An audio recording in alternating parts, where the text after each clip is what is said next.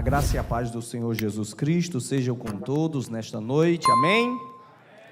Amados irmãos, é uma alegria estarmos nesta noite aqui para bendizermos e enaltecermos ao nosso Deus.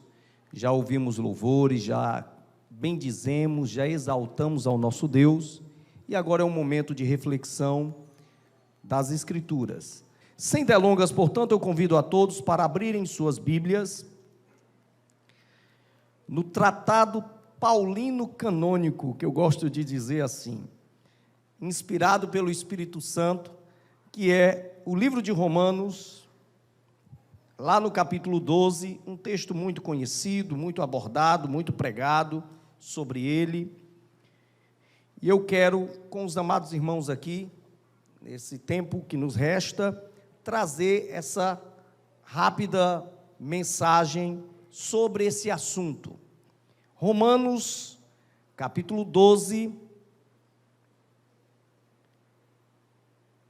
nós vamos ler apenas os 2 primeiros versículos, mas eu peço que você deixe sua Bíblia aberta, porque estaremos tentando trabalhar com o máximo do texto possível.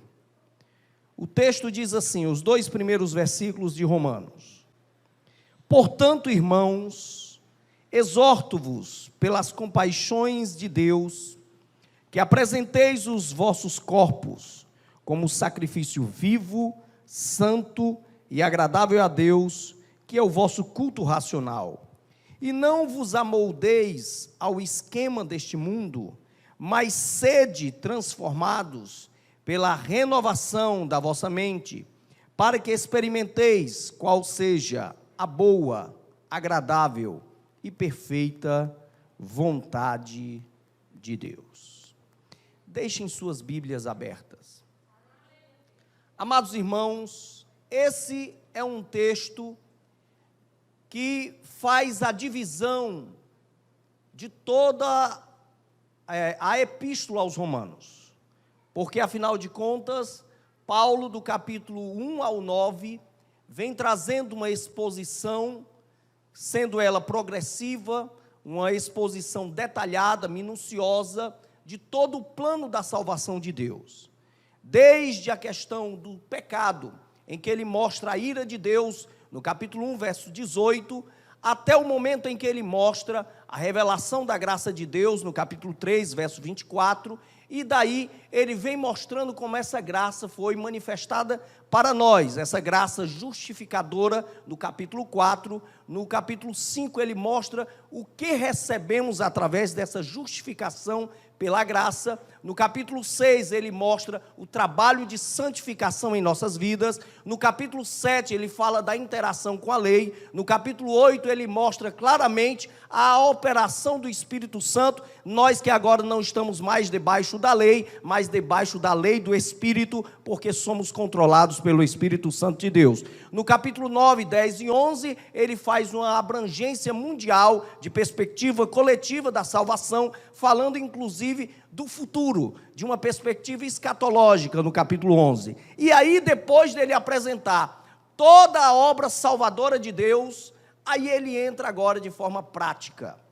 Ele vem falar agora para os irmãos de Roma, ele vem falar de forma individual, ele vem trazer os seus conselhos pastorais, os seus conselhos práticos, e aí ele inicia no capítulo 12, esses conselhos que vai até o 16, esses conselhos em que Paulo, ele vem trabalhar detalhadamente para nós. Até o capítulo 15, no verso 16, Paulo ele vai trabalhar praticamente dentro de um perfil, de uma só ideia nesses conselhos. Ele vem falar de relacionamento. Como diz John Stott, Paulo apresenta aqui diversos tipos de relacionamento, capítulo 12, 13, 14 e 15. Ele faz questão de apresentar detalhadamente os diversos tipos de relacionamento em que o cristão ele deve ter. E aí nós vamos tentar aqui apresentar alguns nesta noite, porque a nossa vida cristã, amados irmãos, mesmo nós tendo vivido essa grandiosidade da obra salvadora, mesmo cada um tendo aqui recebido o dom da graça de Deus, que é dada pelo Espírito Santo, mesmo cada um de nós aqui tendo uma noção de uma perspectiva de conhecimento da salvação, que nos foi revelada através da palavra de Deus, mas tudo isso deve ser colocado em prática todos os dias em nossas vidas, através do relacionamento. Através do relacionamento é que nós colocamos tudo que nós aprendemos, tudo que nós vivenciamos, toda a experiência sobrenatural, agora, não apenas na mente, no coração e na boca, mas agora nas mãos. Nós agora vamos praticar tudo que a Bíblia nos ensina, tudo que o apóstolo Paulo aqui fez questão de apresentar minuciosamente nos capítulos anteriores. No 12, ele vem apresentar essa questão de relacionamento. Logo, o cristianismo genuíno, a santificação verdadeira, é expressa no relacionamento. Vejamos isso então, em primeiro lugar. No verso 1 e 2 vai trazer o primeiro tipo de relacionamento que todo cristão deve ser detalhista em viver. Primeiro tipo de relacionamento, o relacionamento com a pessoa de Deus. O texto vem falar assim: rogo-vos, exorto-vos, pelas compaixões de Deus, que apresenteis o vosso corpo como sacrifício vivo, santo e agradável a Deus, que é o vosso culto racional. Inicia Paulo, portanto, falando de um relacionamento agora inicial com a pessoa de Deus. Não adianta dizermos que somos crentes, não adianta estarmos aqui na igreja se não temos um relacionamento íntimo com o nosso Deus. E esse primeiro versículo vem falar de uma característica desse relacionamento. Essa característica é de prioridade.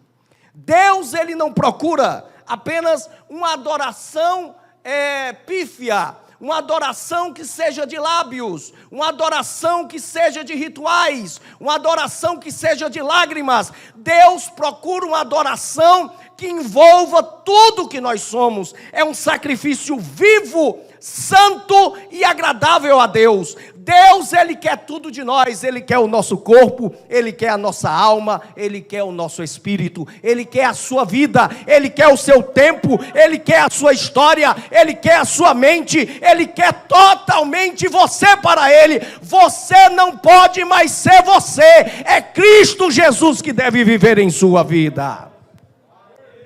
Esse é um culto verdadeiro, porque não adianta estarmos na igreja louvando, porque isso para Deus não é o verdadeiro culto.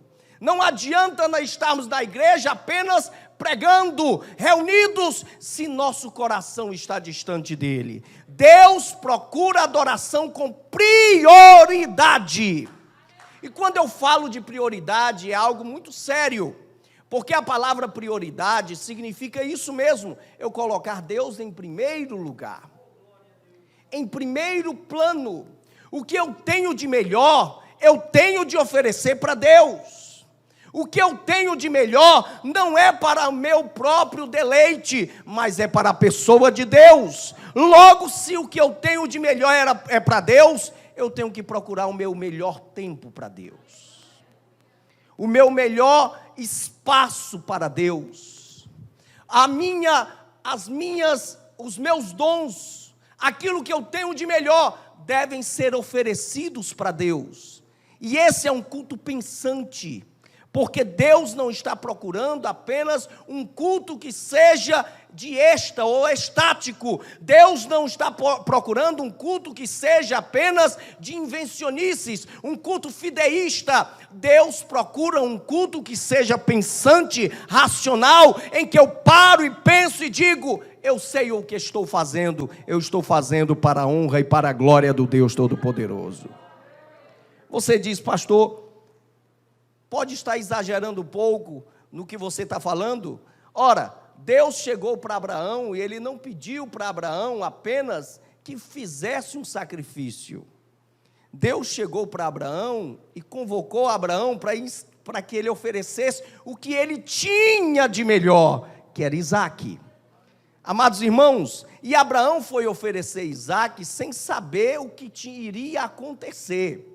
porque nunca ele tinha havido saber de Deus estar requisitando, querendo um sacrifício humano.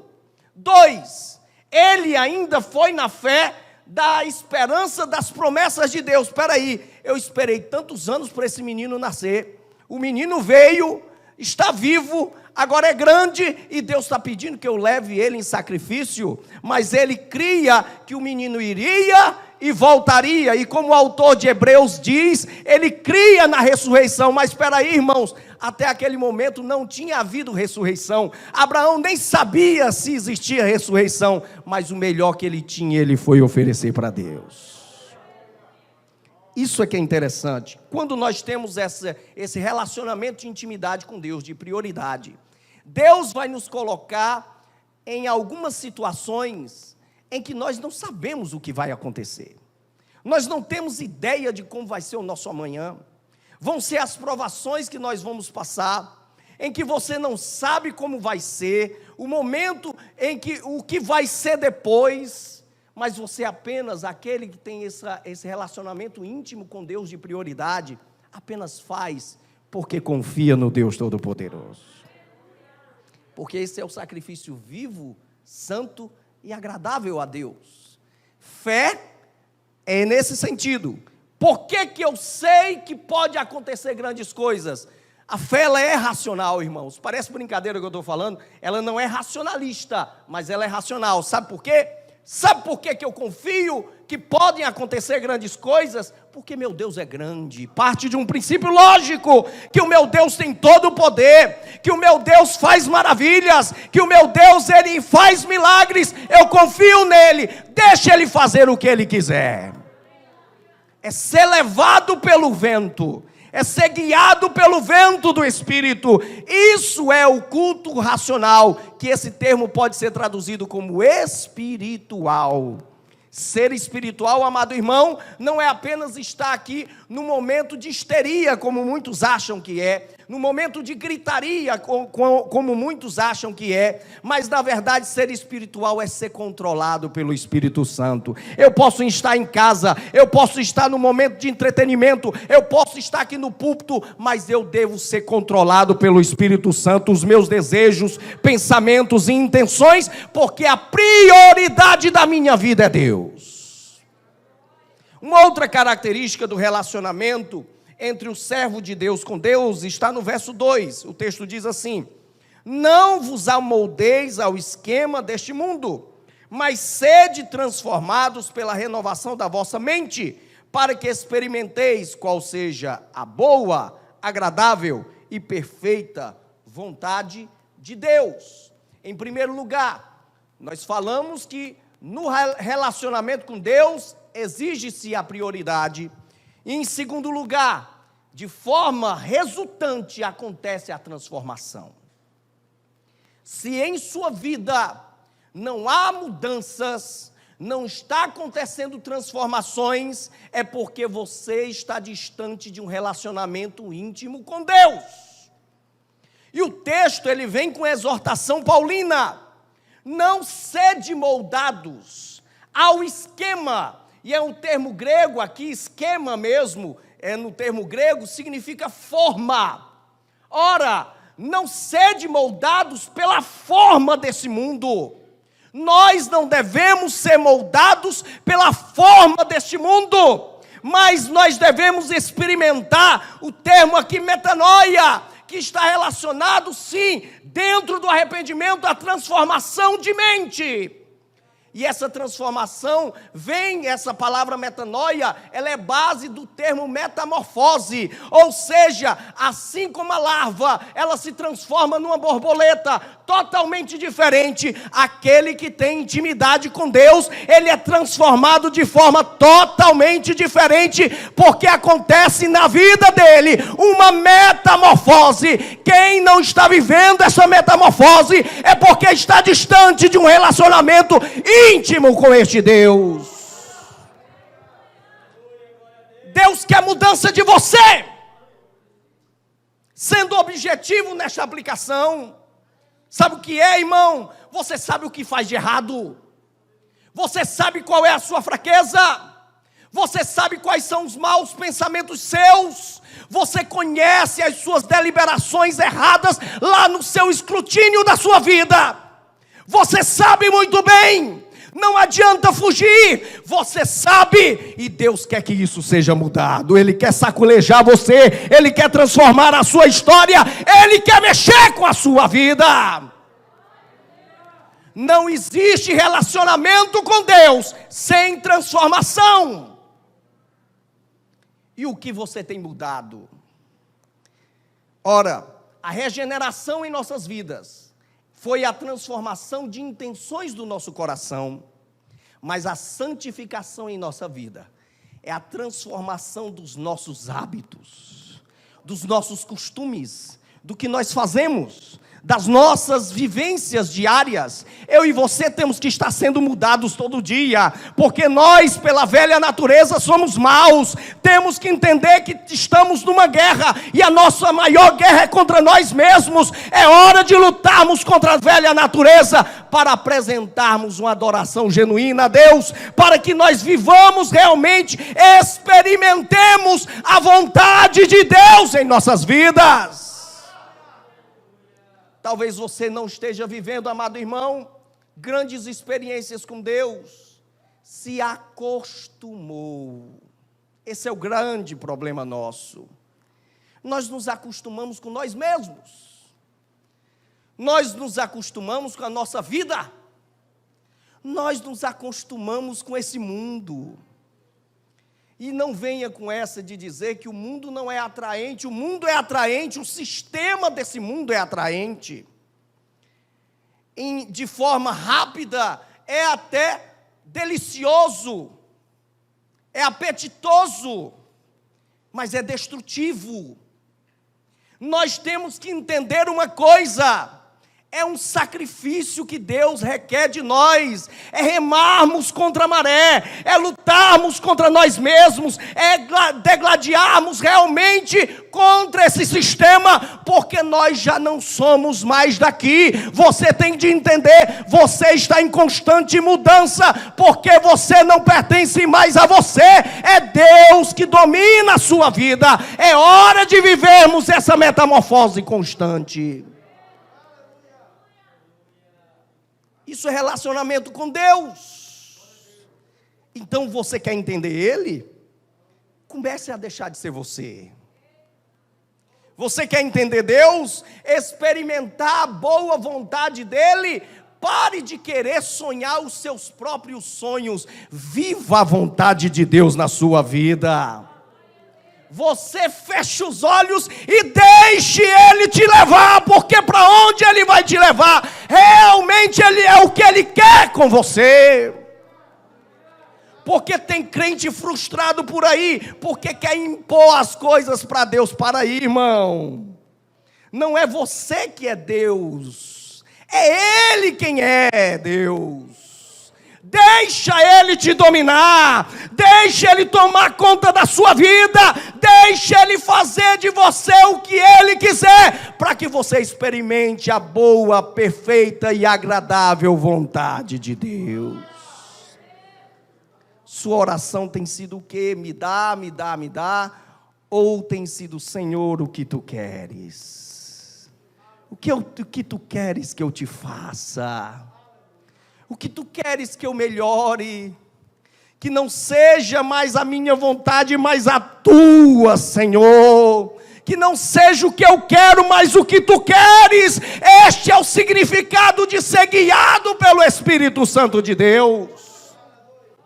É daquele que é nascido de novo, como disse Jesus. Um segundo tipo de relacionamento, o tempo já está indo, irmãos, eu vou tentar aqui ser o mais sucinto possível. O primeiro é com a pessoa de Deus. O segundo, pelo versículo 3, vai nos trazer um segundo tipo de relacionamento. Porque a graça me foi dada, digo a cada um dentre vós, que não pense de si mesmo mais do que convém, mas que pense de si com equilíbrio, conforme a medida da fé que Deus repartiu a cada um. Esse segundo tipo de relacionamento, enquanto que os dois primeiros versículos fala do relacionamento do homem com a pessoa de Deus. Esse versículo 3 vai falar agora do relacionamento que nós devemos ter com nós mesmos. O relacionamento que nós devemos ter com nós mesmos. Olha como é interessante. Não pense de si mesmo mais do que convém. Paulo começa ensinando para nós aqui que tem gente que se acha mais do que realmente é. E esse é um grave problema, porque essa pessoa vai se tornar frustrada. Porque ela não será nunca o que ela idealiza. E ela vai sofrer momentos complicados. Porque vai chegar o dia em que ela não conseguiu atingir as expectativas dela. E ela vai pedir para morrer, como fez Elias. Porque Elias pensava que era a última cocada do mundo, a última Coca-Cola do deserto. E Deus, quando aparece para Elias, diz: sai daí, porque tem 7.000 que ainda não se prostraram diante de Baal.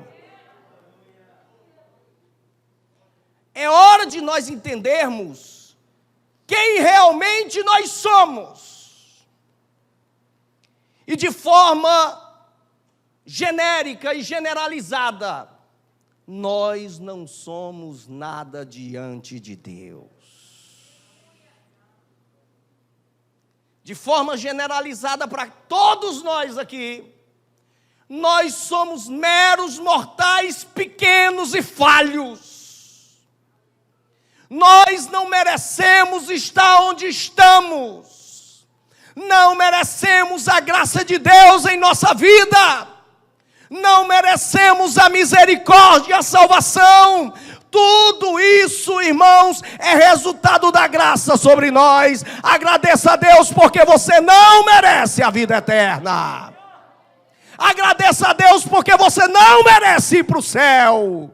E se você está indo é por causa da misericórdia dele. Louve todos os dias a Deus. Mas de forma específica, pare de se olhar para si além do que você realmente é. De forma específica, dos dons que Deus te deu. Olhe para os dons que Deus te deu. Se Deus te chamou para ser um diácono, seja um bom diácono. Se Deus lhe chamou para um dom de um ministério de louvor, faça bem feito o dom que Deus te deu. Pare de ficar imaginando coisas de você que você não é, você vai se frustrar. Acorde, irmão. O seu chamado é importante, porque ninguém aqui é maior do que ninguém. O braço não pode dizer para a perna que ele é melhor do que a perna. Ninguém aqui é maior do que ninguém. Todos temos funções importantes. Façamos bem feito e de forma de adorarmos de todo o coração a Deus aquilo que Ele nos deu. Mas é interessante, devemos também pensarmos de si com equilíbrio, ou seja, nem de mais, mas também nem de menos. Tem crente que se inferioriza, tem crente que parece o Amélia, que vive à beira de depressão. Amado, por mais que você se ache simples, Deus encontrou em você algo de bom. Deus quis usar você, mesmo sendo você um vaso de barro, fraco e frágil, mas Ele te encheu de tesouros. Entenda isso, Deus quer você, Deus amou você, então entenda, você não é menor do que ninguém, como não é maior do que ninguém. Todos nós somos iguais em Cristo Jesus, somos sacerdotes do Mestre, e Ele é o nosso sumo sacerdote. É nesse sentimento que nós devemos viver. E quando nós entendemos isso, nós podemos pensar que realmente Deus anda e passeia conosco. que nós podemos ter experiências grandiosas com Ele, e que o seu dom que Deus te deu é importante. Do versículo 4 até o versículo 8, Paulo vai falar dos dons, como nos relacionarmos com os dons e ministérios. Eu não tenho tempo para falar, e ele vai falar detalhadamente disso. Leia em casa. Cada um tem um dom importante, cada um tem um chamado importante, cada um aqui tem uma função importante. Estamos unidos em um só corpo, que é a igreja de Cristo Jesus. E para que eu encerre esse momento, irmãos, tenho pouquíssimo tempo, do versículo 9 até o versículo 21, Paulo vai falar agora de dois tipos de relacionamentos, mas nós podemos juntá-los no mesmo bojo. Paulo está falando do relacionamento para com o próximo. Do 9 ao 16, Paulo fala do nosso próximo, que pode ser um amigo. Do versículo 17 ao 21, ele fala do nosso próximo, que é um inimigo. Mas ele está mostrando claramente como deve ser o nosso relacionamento para com o próximo. Olha o 9. Vou ser bem rápido e objetivo agora. 9. O amor de você não seja hipócrita, não seja um amor com fingimento. Odiai o mal e apegue-se ao bem. O crente genuíno está sobre o amor.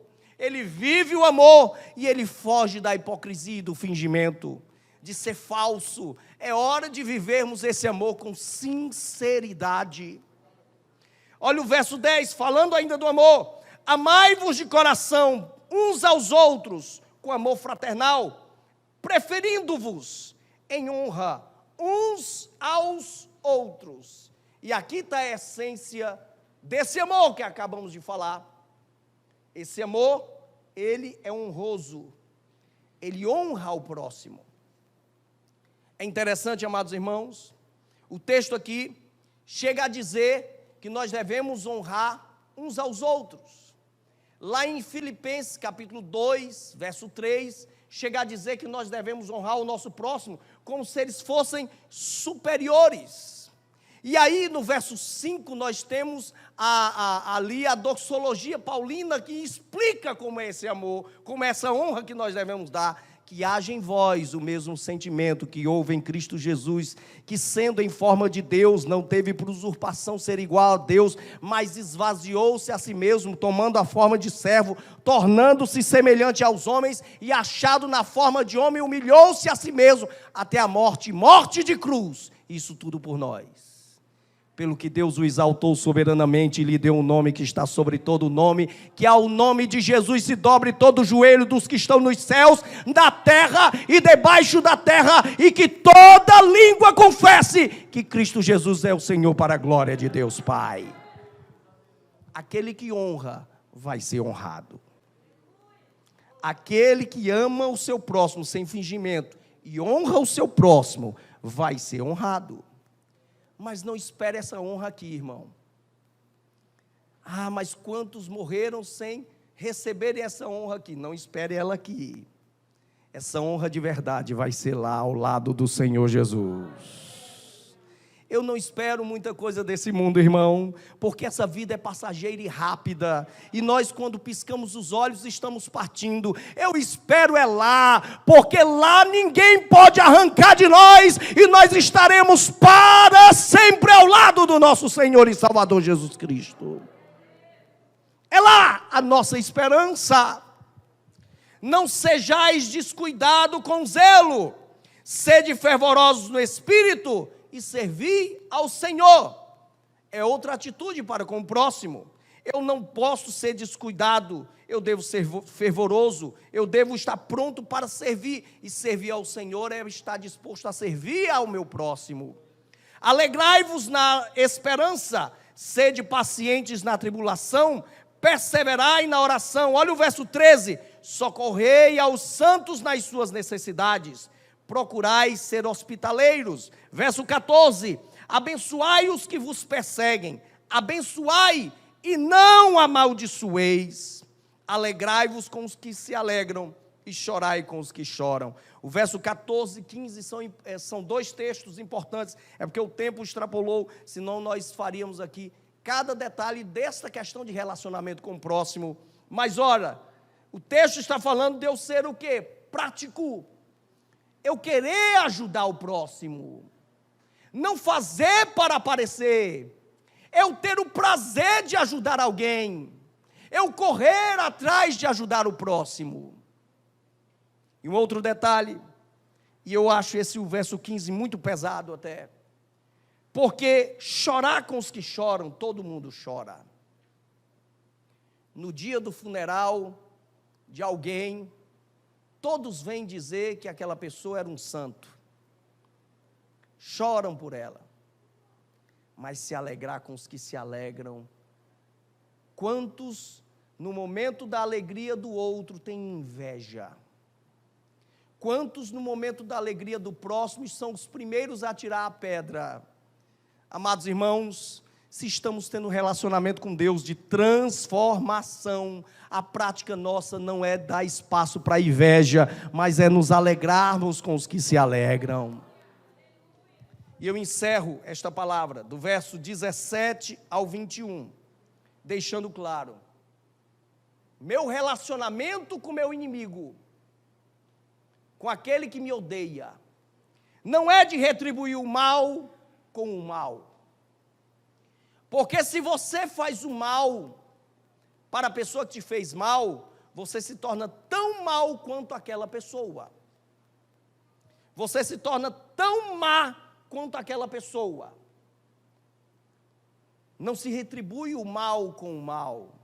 Nós retribuímos o mal com o bem. Esse é o significado de seguir Jesus. É amar quem te odeia. É abençoar quem te amaldiçoa. É orar por quem te persegue. Se alguém te bater de um lado, oferecer o outro. Se alguém te forçar a andar 1 milha, andar 2. Se alguém te pedir a túnica, dá também a capa. É seguir Jesus realmente, é negar-se a si mesmo, é tomar uma cruz e segui-lo. É o significado de amar quem te odeia. E quando nós fazemos o mal para quem está nos perseguindo, para quem nos odeia, amados irmãos, o texto diz aqui que nós colocamos brasas vivas na cabeça dessa pessoa. Ou seja, a consciência dela começa a ser movida, a ser mexida. Sabe por quê? Porque essa pessoa começa a sentir realmente que ela está fazendo algo de errado, e ali nós podemos ser um meio de salvação daquela vida. Amados irmãos, Pedro, quando estava pregando o seu primeiro sermão,